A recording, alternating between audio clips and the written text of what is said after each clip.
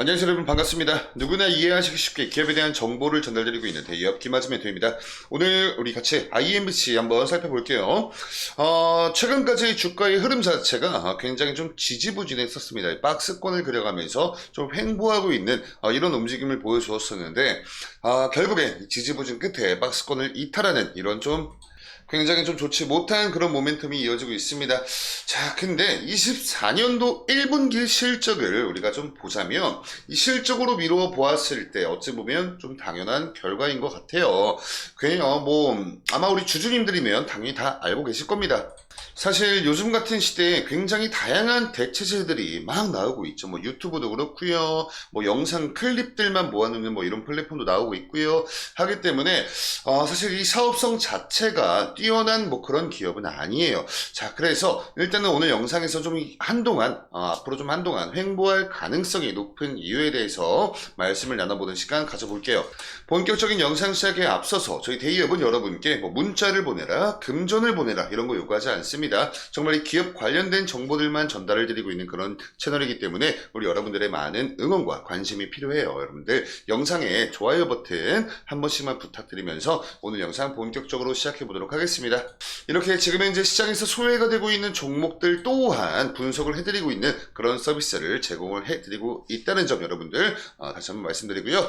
자, 우선 24년도 1분기 우리 IMBC의 실적을 한번 좀 같이 볼게요.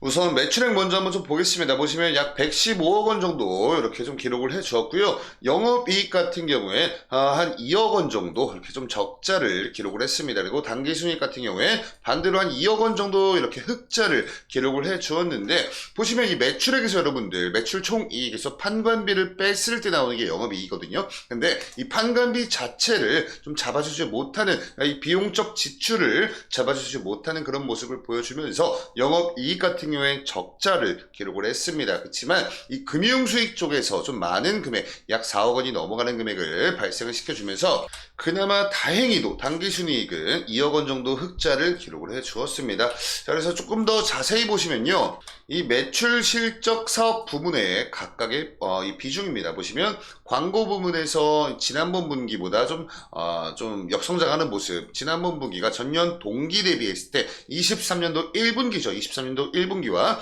24년도 1분기 실적을 매출 실적을 놓고 비교를 해봤을 때 역성장하는 모습을 보였어요. 그리고 콘텐츠 쪽에서도 역성장을 했습니다. 그렇지만 이렇게 역성장하는 그런 모습을 이 용역 사업 부문에서 좀 메꿔주면서 그래도 전년 동기 대비했을 때 좀 굉장히 소폭이지만 그래도 성장하는 모습은 보여주었다. 이렇게 체크를 하시면 좋을 것 같고, 자, 이렇게 좀 보시면 이 매출액을 차지를 하고 있는 매출 비중을 우리가 볼 수 있는 거거든요. 근데 너무나 좀 안타까운 게 IMBC 같은 경우에 방송 사업을 주로 영위를 하고 있는 그런 기업인데도 불구하고 이 문화방송 홈페이지 등 제작, 운영, 디지털 뉴스 운영 대행 및 해외 배송 대행, 그러니까 이 용역 부분 매출의 비중이 가장 높았습니다. 45%가 넘어가는 그런 매출 비중을 차지했어요. 원래는 여러분들 좀 뭐랄까, 이 사업성이 탄탄하고 장사를 잘하는 그런 이 방송사 같은 경우에는 콘텐츠 매출이나 광고 매출 쪽의 비중이 높거든요. 근데 보시면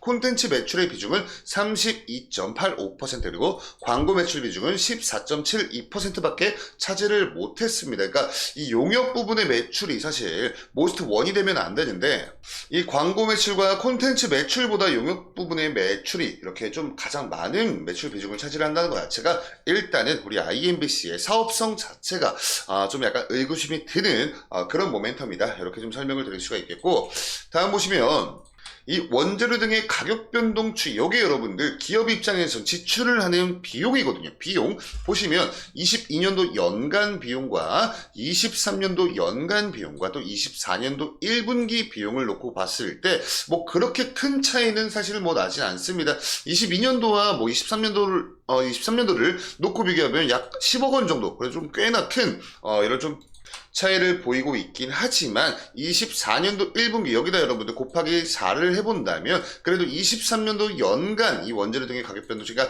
이 비용적 지출보다는 좀 덜 썼다 이렇게 보시면 돼요. 그러니까 비용은 좀 덜 나갔는데 수익성은 좋지 못했다. 이거 자체가 우리 IMBC의 사업성 자체가 그렇게 좀 좋지 못한 모멘텀의 연속이다. 이렇게 우리가 유추를 해볼 수가 있겠죠. 자, 그래서 가장 최근에 이 5개 분기에 실적 추이를 놓고 한번 좀 비교를 해보시면 전년 동기와만 좀 비교를 해보겠습니다. 전년 동기 23년도 1분기와 24년도 1분기를 놓고 비교를 해보시면 매출액 부분에서 2억 원 정도 성장을 하는 모습 보였습니다. 그렇지만 영업이 적자로 전환했고요. 당기순이 또 굉장히 큰 폭으로 역성장하는 모습을 보였어요.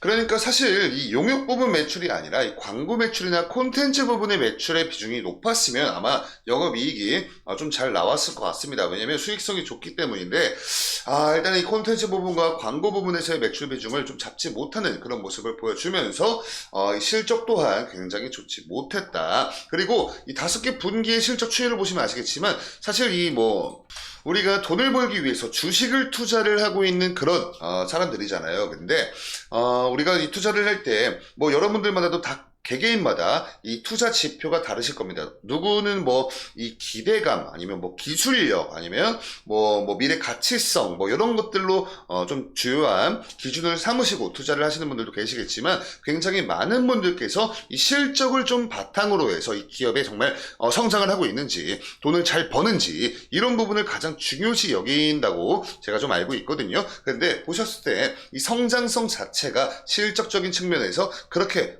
좀 눈에 띄는 모습을 보여주지 못하고 있습니다. 그렇기 때문에 사실 이런 부분들이 다 이 주가의 고스란히 반영이 되면서 좋지 못한 주가의 흐름이 좀 이게 연속이 되고 있다. 이렇게 해석을 해드릴 수가 있을 것 같아요. 그래서 이렇게 차트로 넘어서 같이 한번 좀 보시면요. 가장 너무 과거 차트까지는 분석하지 않을게요, 여러분들. 가장 최근까지는 그래도 이 박스권 내부에서 이렇게 좀 약한 상승 하락만 반복을 해주고 있다가 이때를 기점으로 해서 박스권 이탈이 나왔거든요. 요거 자체가 여러분들 24년도 1분기 분기 보고서가 발간이 됐을 때입니다. 발간이 되고 나서 많은 분들께서 좀 실망을 좀 하신 거죠. 이 실적을 보고 나서 정말 이 사업성이 없네, 장사 잘 못했네 해가지고 이제 실망 매물들이 시장에 좀 많이 출하가 됨에 따라서 지지받던 이 박스권 하단부도 이탈을 해버리는 그런 주가의 모멘텀이 이렇게 지금 현재 이어지고 있다. 이렇게 말씀을 드릴 수 있을 것 같고요. 그래도 좀 그나마 불행 중 다행인 건 뭐냐면 그래도 6월 11일을 기점으로 해서 정말 좀 많이 주가가 조정이 나왔을 때 요 근처에선 그래도 좀 지지를 받아주는 모습을 보여주었습니다. 이게 여러분들 아무리 매크로적인 수급이라고 한들 지금 현재 우리 IMBC 같은 종목들은 시장에서 관심을 받고 있지는 못한 그런 종목이기 때문에 아마 좀 매크로적인 수급에 의한 주가의 조정과 반등이다. 이렇게 좀 이해를 하시면 좋을 것 같아요. 그러니까 지금 현재 굉장히 좋지 못한 추이 속에서 그나마 좀 다행이다 라는 거죠. 그래서 요 근처에서 좀 지지를 받아주는 모습을 보여주었기 때문에. 그리고 지금 현재 이 주가 흐름 보시면 11선과 21선 근처에서 왔다리 갔다리 하고 있고 이 수급적인 측면에서 좀 말씀을 드려보자면 그렇게 의미가 있는 수급들이 오고 가고 있지는 않습니다. 거래량을 보시면 아시겠지만 4만주, 17,000주, 61,000주, 38,000주, 2만 등등등 해서 그렇게 딱히 의미가 있는 수급들이 들어오고 나가고 있지는 않아요. 자, 그리고 기관의 투자는 거의 없다시피 하고 있습니다. 그렇기 때문에 사실 우리 개인과 그러니까 대표적인 이 수급 주체가 개인, 그리고 외국인, 그리고 기관 요 정도 제가 말씀을 드릴 수 있을 것 같은데 이 주가를 부양할 수 있는, 견인할 수 있는 수급 주체는 사실 우리 개인들보다 외국인 혹은 기관이 될 확률이 높거든요. 근데 우리 IMBC 같은 경우에 기관의 수급 자체가 거의 없다시피 하다 보니까 이 외국인의 수급에 좀 많은 주가의 변동폭을 가져갈 가능성이 높다라는 거죠. 근데 지금 현재까지 이 외국인들의 가장 최근에 주가 이 수급 추이를 보시면 아시겠지만 5거래일 연속 동안 매도 물량을 이렇게 좀 시장에 출하를 하고 있어요. 그래서 그런 부분들이 지금 현재 이 주가에 굉장히 좀 좋지 못한 영향으로 다가오고 있다. 이렇게 좀 정리를 드릴 수가 있을 것 같고요. 신규로 투자를 고려하고 계신 분들이나 물을 탈까 말까 고민을 하고 계신 분들도 분명히 계시겠지만 혹시 그런 시각을 갖고 계시다면 좀 보수적인 관점이 좀 필요하다. 이렇게 좀 권고를 드리고 싶고, 추가적인 이슈나 뭐 이렇게 뭐 정보들 올라올 때마다 제가 여러분께 다시 한번 브리핑을 드릴 테니까 저희 데이업 채널 여러분들 구독 버튼 한 번씩 부탁드리면서, 오늘 영상의 내용이 여러분께 조금이나마 도움되셨으면 영상의 좋아요 버튼으로 많은 응원도 한 번씩만 부탁드릴게요. 굳이 우리 IMC뿐만 아니라 다른 종목을 보유하고 계시다면 저희 데이업 채널 들어오셔서 해당 종목명 검색하시면 다양한 전문가들이 분석을 해놓은 영상이 분명히 있을 겁니다. 다 전부 다 무료로 지금 현재 드리고 있으니까요. 그런 부분들도 여러분들 다 이제 이용을 하시면서 내가 놓치고 있었던 정보들 이렇게 받아가시면서 투자를 하신다면 보다 더 안전한 투자, 그리고 조금 더 좋은 성과가 있지 않을까, 이렇게 좀 생각을 하고 있습니다. 어찌됐건 지금까지 시청해주셔서 감사하고요. 저는 다음 영상으로 인사드릴게요. 감사합니다.